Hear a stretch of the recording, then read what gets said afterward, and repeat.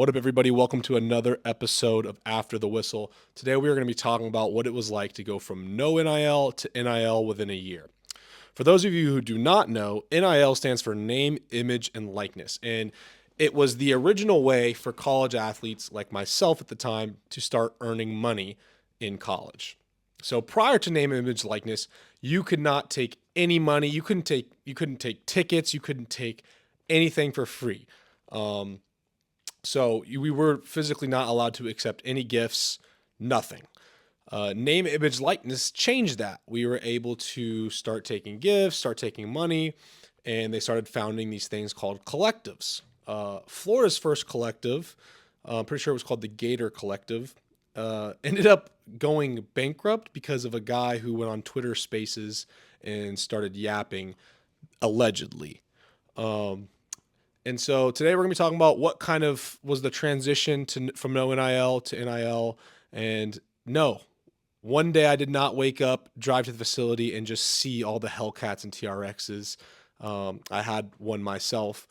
That this was all a process, and I'm going to explain that process in this video. So I think it was August of 2021 was the first initial intro to name, image, likeness, and we started making small money, a couple grand here, a couple grand there, and we had to do it through collectives where you basically go and give services to like local charities, all this other stuff, and then these collectives can pay you for your name, image, likeness. It was a complete go around of what I think was actually trying to be accomplished, but hey, we got paid.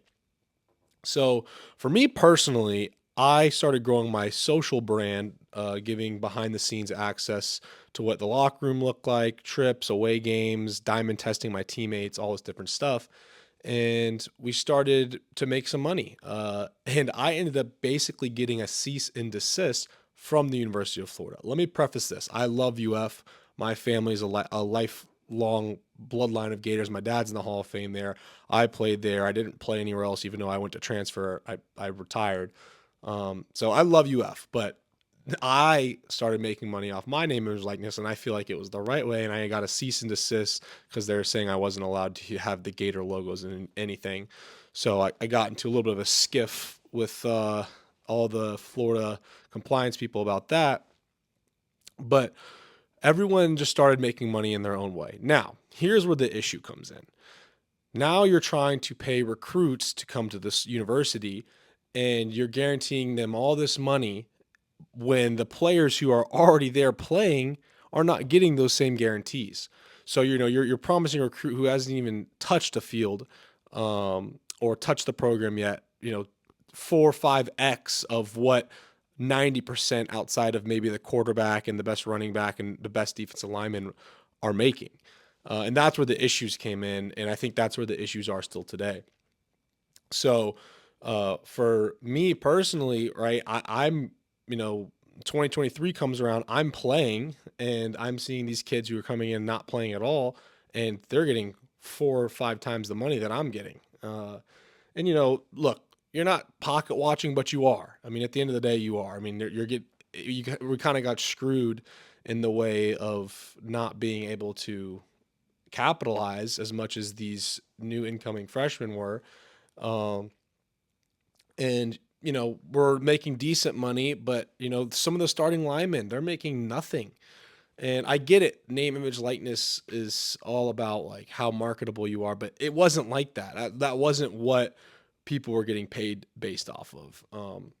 So basically, the universities, at least in my opinion, not just Florida, I think all the universities didn't really want the players making as much as some of the coaches, and they really wanted to still keep it where it seemed like they were there for school, while making a little bit of money.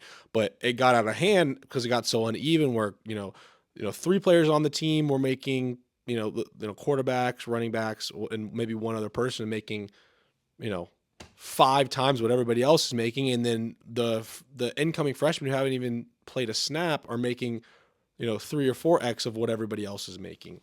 And this is where I think the problem lays now with NIL is that there's no balances. I think that they're starting to come a little bit better with revenue sharing and all this different stuff. But, you know, as a young kid in college, I mean, there should be a little bit more structure to this beast because it can really mess you up. I mean, I'll give you some real examples.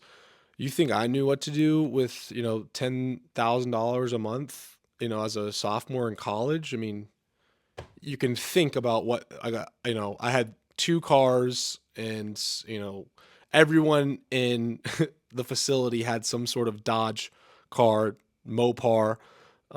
It was actually a meme because it was true. I mean, I think in the facility there's probably 25 Dodge cars, Durangos, Scat Packs, Hellcats, TRXs.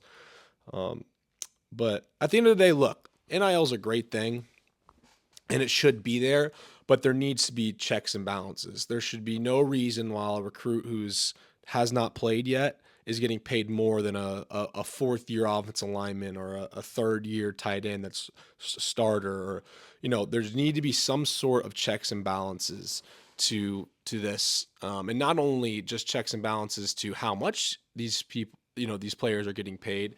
I think it should get paid as much as possible, but there needs to be some sort of system. Like in the NFL, right? You have slots for draft picks. You get a certain salary, and then after that, it's performance based. And there's a NFL Players Association and all this different stuff. And right now in college football, it's just all over the place. There's no structure whatsoever.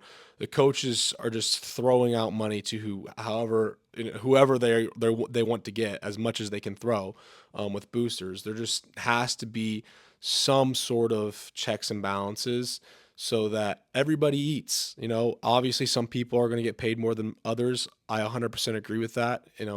Sometimes life isn't fair, but if it goes that way, it should be performance based. There should be slots between freshmen, sophomore, juniors. Like there's a certain amount that you can make per slot that you're in.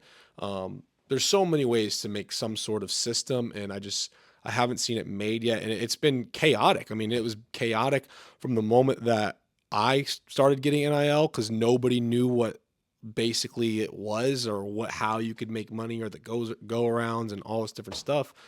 So I say that in hoping that in the future, whoever it is, there's some sort of association, there's some sort of checks and balances, so there can be a little bit less confusion and chaos with this whole thing and all the NIL stuff. So that's it for today's episode of After the Whistle. If you haven't been here before, like, comment, subscribe.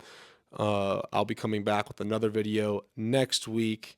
It's going to be a special one, so just look out for that. Peace.